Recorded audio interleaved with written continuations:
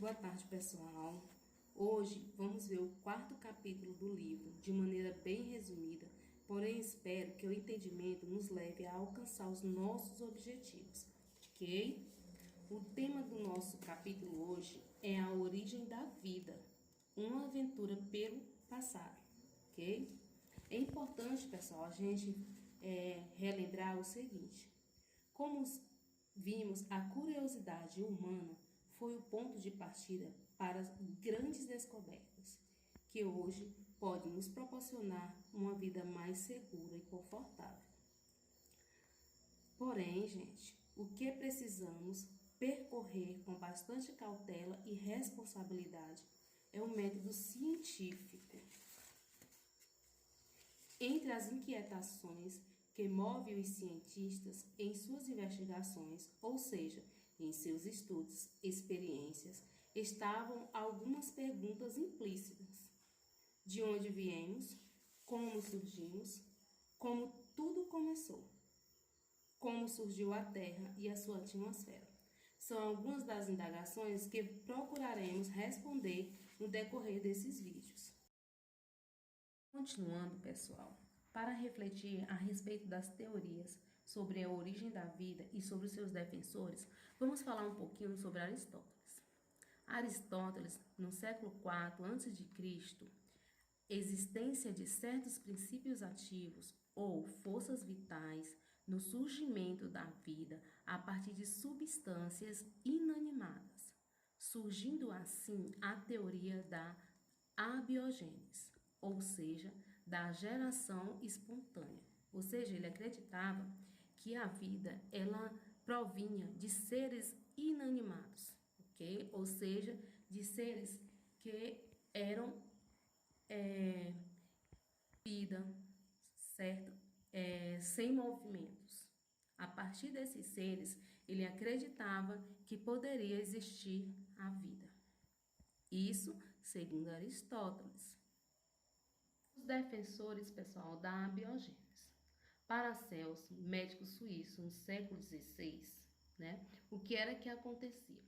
Para ele, H2O mais madeira podre mais palha mais ar era igual a tartarugas, lagartos e cobra, ou seja, com a composição desses materiais inorgânicos, ele conseguiria chegar à vida desses determinados animais, ok? Já Paravan, médico belga, no século XVII, a receita para criar camundongos em 21 dias. Para ele, o que era que aconteceria?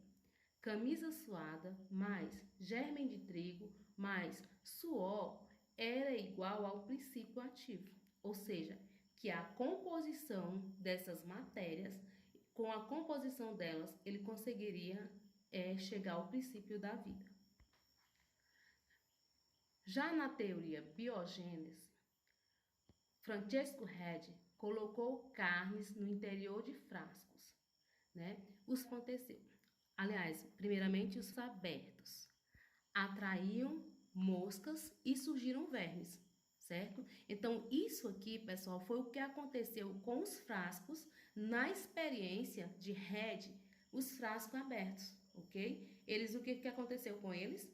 Eles atraíam mosca, como vocês podem observar aqui na imagem, tá bom? E depois, com o aparecimento dessas moscas, surgiram posteriormente os vermes, ok? Já nos frascos fechados com tela, não surgiu vermes. Redi, então, isolou os vermes, que tornaram-se imóveis, ovulados e desenvolveram cascas duras e resistentes. Após alguns dias, surgiram moscas semelhantes àquelas que haviam pousado sobre a carne em putrefação.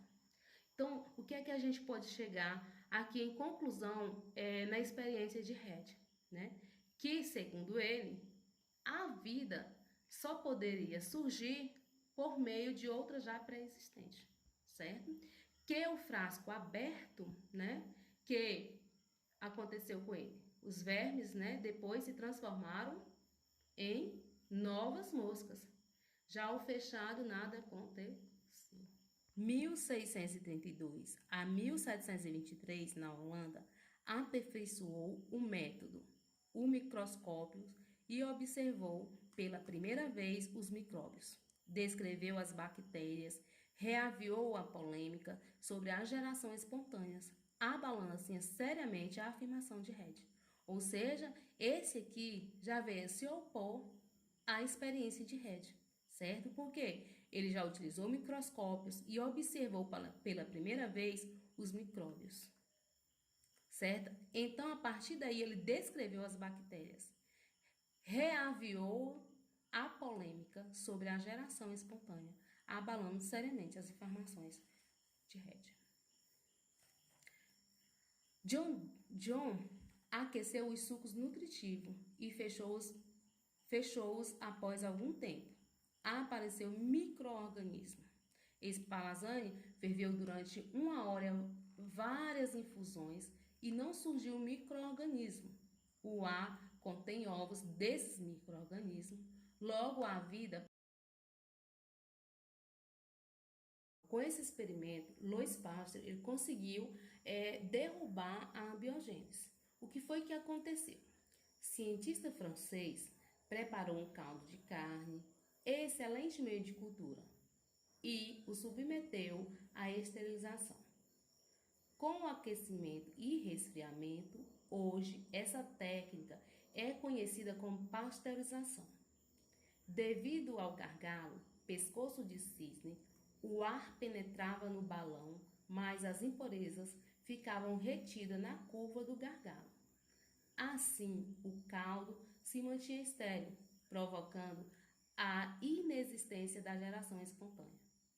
Muitos meses depois, Pasteur exibiu seu material na Academia de Ciências de Paris. O caldo de carne estava perfeitamente estéril. Era o ano de 1864. A geração espontânea estava completamente desacreditada. A matéria orgânica e meteoritos encontrados na Terra tem sido usado como argumento a favor desta teoria, o que não invalida a possibilidade de contaminação terrestre após a queda do meteorito. Nosso segundo ponto de vista em relação a esses slides, atualmente já foi comprovada a existência de moléculas orgânicas no espaço, como o formaldeído, álcool etílico e alguns aminoácidos. No entanto, esta molécula parece formar-se espontaneamente, sem intervenção biológica, ok? O físico sueco Arrhenius propôs uma teoria semelhante, segundo a qual a vida se teria originado em esporos impelidos por energia luminosa, vindos numa onda no espaço exterior. Segundo tópico, chamou a esta teoria panspermia, sementes por todo lado. Estas ideias caíram em descrédito, pois é difícil aceitar que qualquer esporo resista à radiação do espaço, ao aquecimento da entrada na atmosfera.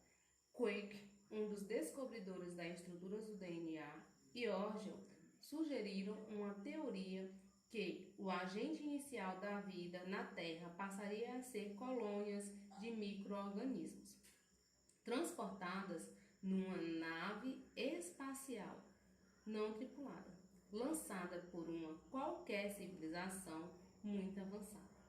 A vida na Terra teria surgido a partir da multiplicação desses organismos no oceano primitivo.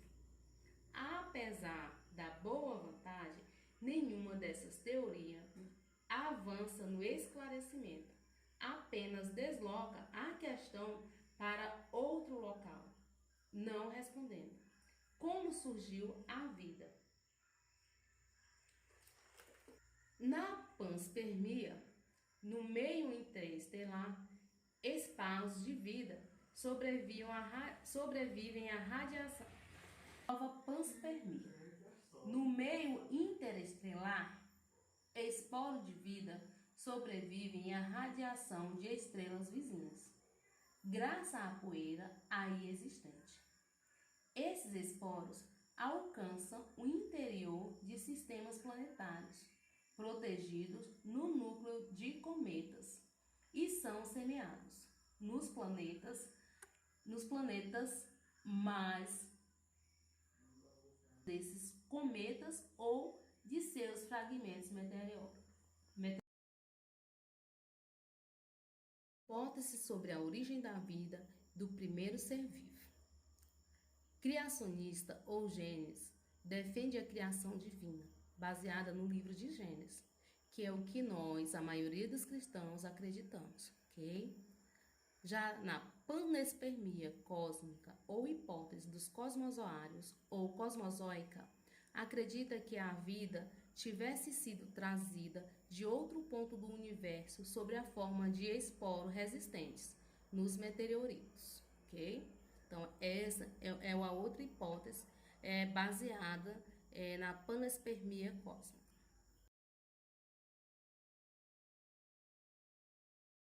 Hipótese autotrófica. O primeiro ser vivo fabricava o seu próprio alimento, ou seja, parte isso aqui dos animais e das plantas. Hipóteses heterotróficas, a mais aceita. O primeiro ser vivo, por ser simples, não poderia fabricar o seu próprio alimento. Trata-se, porém, do ser humano.